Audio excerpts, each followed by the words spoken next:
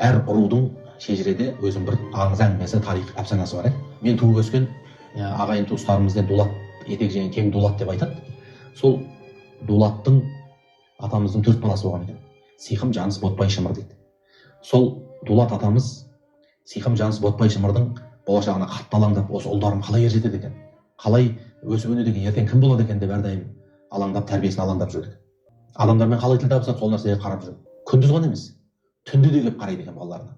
Балалары түнде келіп жатса, атамыз келіп қарайды екен.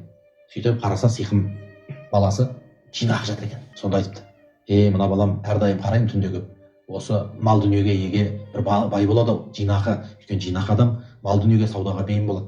Мына баламнан сол қасиетті байқап тұрмын дейді екен. Жаныс баласына қарайды екен, екі аяғы екі жақта, екі қол екі жақта, жүзінде күлкі. Ай, осы балам кісілікке, жұртпен араласқа, дипломатияға жақсы болады ау, мінезі көркем, және ойын сауыққа өнерпаздар көп шығады ау, осы баламның тұқымынан, осы балам соған бейім болады ау деген. Ботпай деген баласын қараса, қабағы қатулау, жұдырығын түйіңкіреп жатыр екен.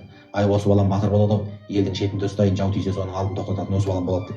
Шымыр баласын қараса, саусағын шошайтып жатыр екен. Ай, мына балам би болады ау, билік айтады ау, мынау соның ишарасы ғой деп айтыпты дейді.